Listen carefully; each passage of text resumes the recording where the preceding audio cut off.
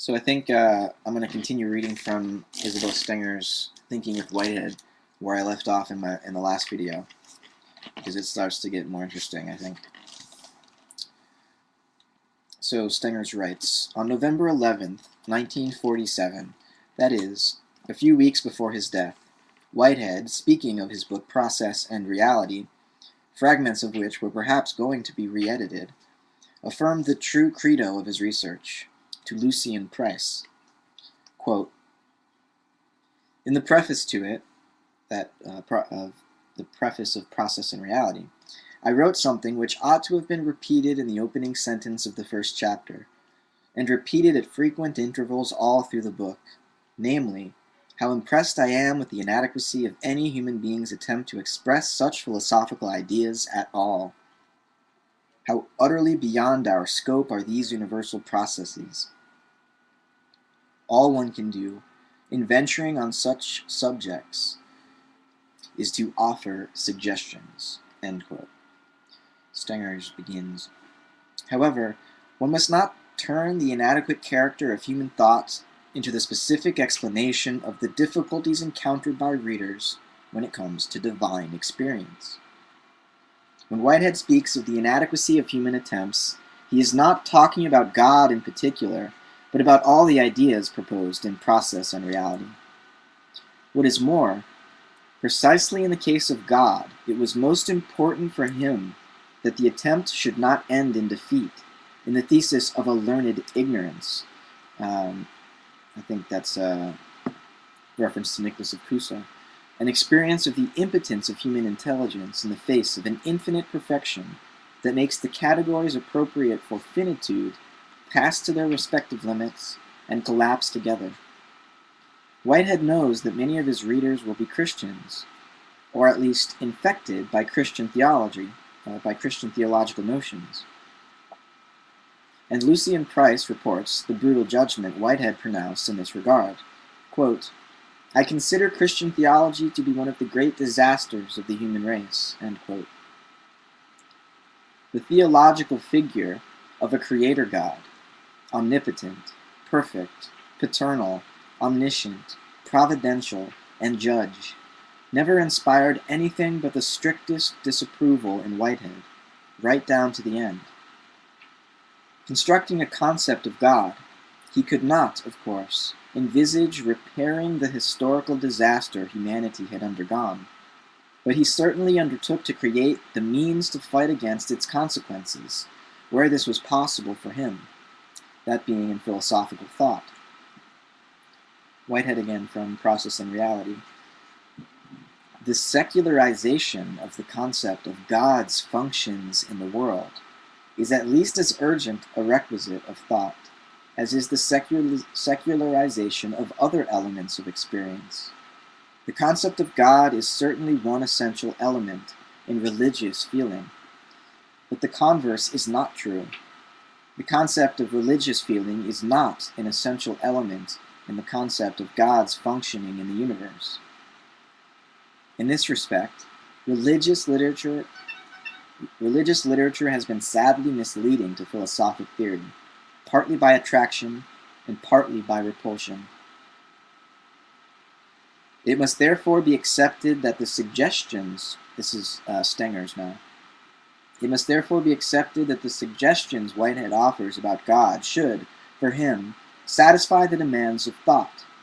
In contrast, the fact that the concept of God, which he has to construct, may, as previous ones, be an essential element in religious feeling, rather expresses Science in the Modern World, this is earlier book, this book's trust in the religious vision recurring, quote, with an added richness and purity of content, end quote. In such a purified vision, however, this concept will be one essential element, but it will not be the essential element.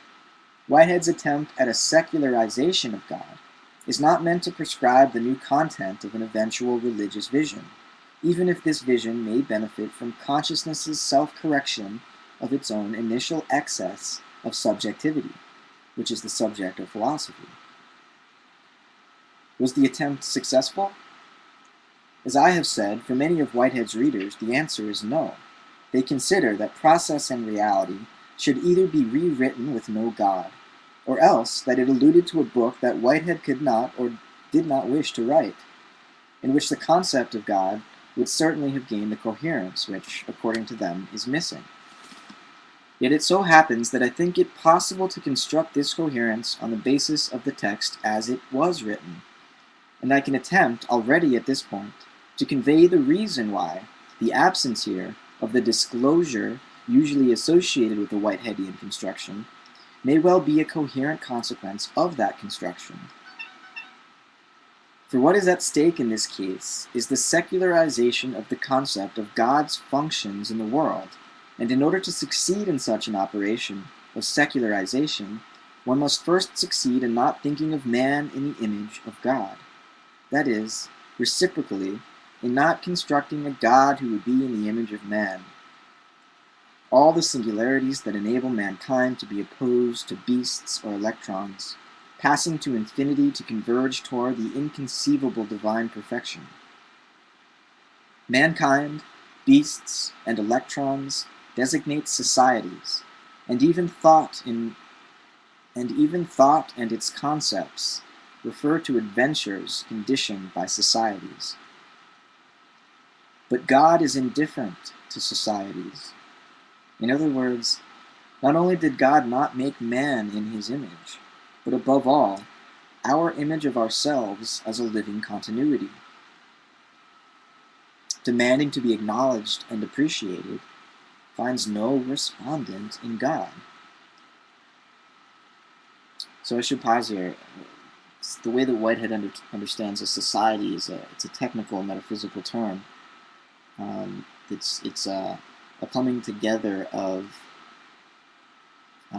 what he calls actual entities or actual occasions into some form of enduring order. An actual entity for Whitehead is like a drop of experience. It's the final real thing out of which everything else is made. And a society of actual occasions is an organism. And so what he's saying here is that God only cares about actual occasions and has no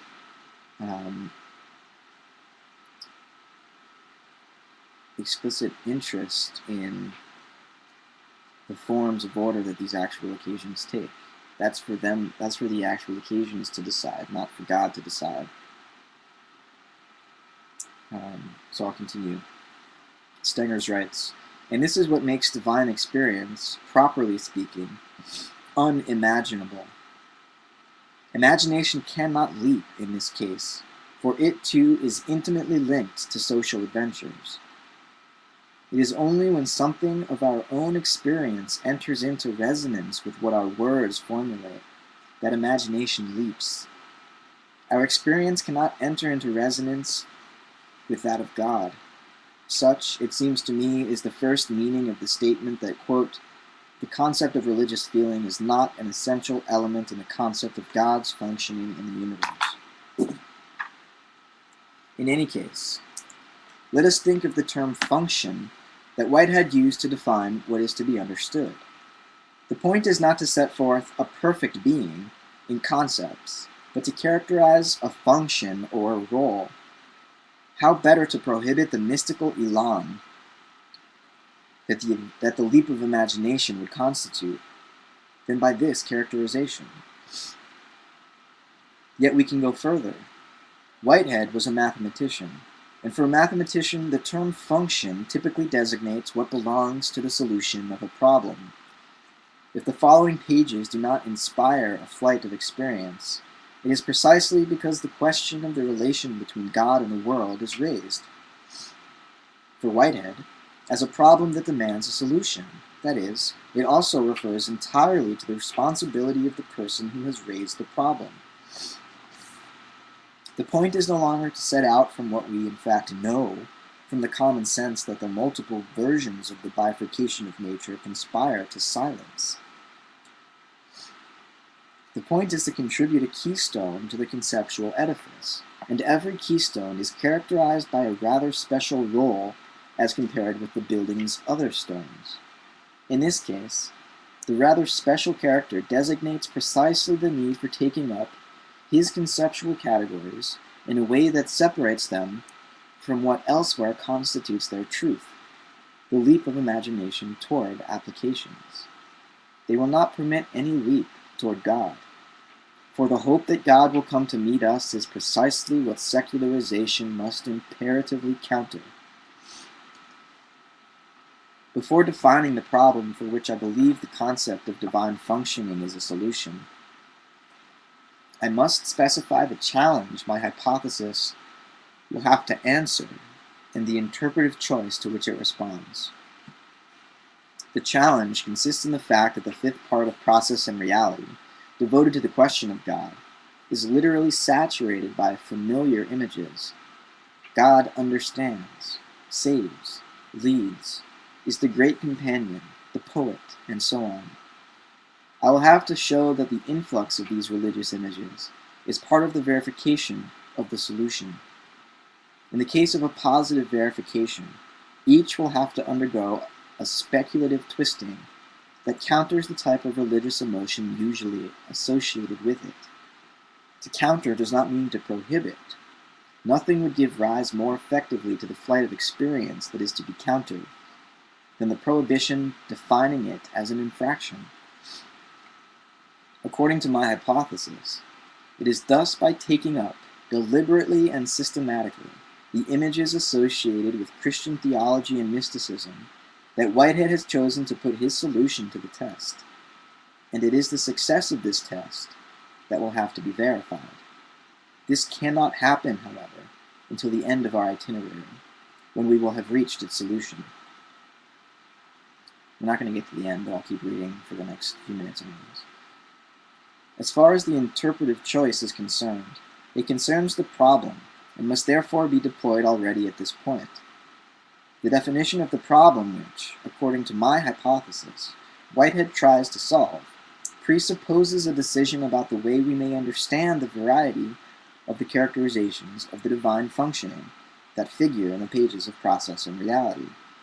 In this case, my decision subscribes to Louis Ford's genetic interpretation, since I will suppose that Whitehead, here as elsewhere, did not take the trouble to rewrite his text, although, at the end of his redaction, the subject he was envisaging was undergoing a drastic mutation. The question that must then be raised is that of the modifications that he should have made. As we know, at the beginning of Process and Reality, God was endowed exclusively with conceptual feelings and conceived as non-temporal primordial actuality. At the point of arrival, what was a pure, non-temporal act of envisagement will have become God's primordial nature, initiating divine experience. And God, having become a creature of creativity, will have been endowed with a consequent nature, an addition whose consequences Whitehead characterizes by a rather spectacular contrast. Quote from Process and Reality. One side of God's nature is constituted by his conceptual experience. This experience is the primordial fact in the world, limited by no actuality which it presupposes. This side of his nature is free, complete, primordial, eternal, actually deficient, and unconscious. The other side originates with physical experience, derived from the temporal world, and then acquires integration with the primordial side. It is determined, incomplete, consequent, everlasting, fully actual, and conscious. His necessary goodness expresses the determination of his consequent nature. Whitehead is not fooling around. End quote. That's from page 345 of Process and Reality. Whitehead is not fooling around. If what he describes is faithful to his solution, and if the latter holds, one could even say that his solution passes precisely where Christian theology has appropriated philosophical concepts in a, quote, disastrous way. For God's conceptual experience, as it is characterized, corresponds quite well to the Greek concept of unmoved prime mover, who moves without being moved and hence is not unmoved emotionally either, who orients without being affected by the